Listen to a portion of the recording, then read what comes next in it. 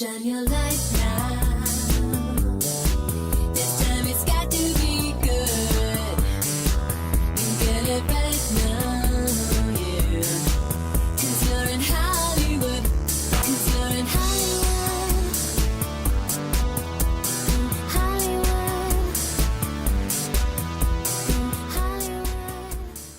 What's going on, guys? On this episode of On the Set, I'm reviewing Return to Silent Hill, the third film in the Silent Hill franchise. So, let's get into it. The film starts off some time ago. We meet James, an artist who runs into a girl named Mary in Silent Hill. After missing her bus, James gives Mary a ride back to town, and they end up falling for each other and starting a relationship. They even get a place together inside Silent Hill. Why anyone would want to do that is beyond me. Anyway, now in present day, James is an alcoholic after his relationship with Mary fell through. He's even been seeing a therapist. One day, James gets a letter from Mary calling him back to Silent Hill. Eager to reunite with her, he decides to go. Yeah, it's probably a trap. I'm just saying. Upon returning, he sees that the town is now abandoned and covered in fog. All the more reason to just turn around and leave. But does he? No. After meeting a woman named Angela, James heads to his old apartment building where he and Mary once lived. There's some strange people inside. After talking to them, he finds out that Mary was taken to a nearby hospital. And just then, they're attacked by Pyramid Head.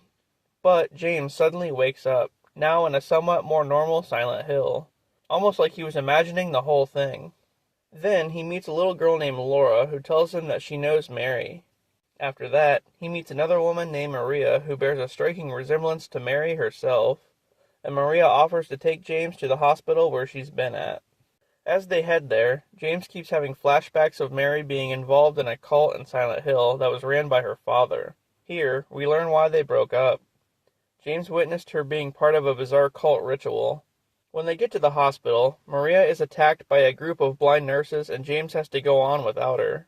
Laura leads him to a room where he comes face to face with a giant Mary-looking moth creature.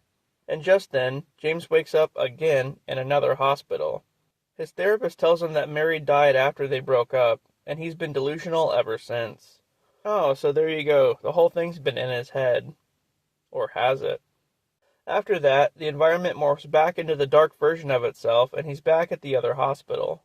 James learns that Maria is literally just a dark version of Mary. And then Pyramid Head kills her. As he does, James sees himself under Pyramid Head's mask. Wait a minute, has James been Pyramid Head this whole time? After that, he runs back into Laura, who explains that Maria, Angela, and herself are all just in James' mind. They're all different parts of how he remembers Mary. Wow, so maybe this guy's nuts after all. Angela ends up getting killed by a monstrous version of Mary's father. Eventually, James makes his way to the roof of a hotel. He remembers Mary getting drugged by the cult, which is what caused her death in the first place, and that he returned to Silent Hill months ago to mercy kill her by smothering her. Anyway, on the roof, he finds the Mary-looking moth creature and he makes peace with it by apologizing. This causes it to turn back into Mary's corpse. So he takes her and ends up driving his car off a pier to kill himself.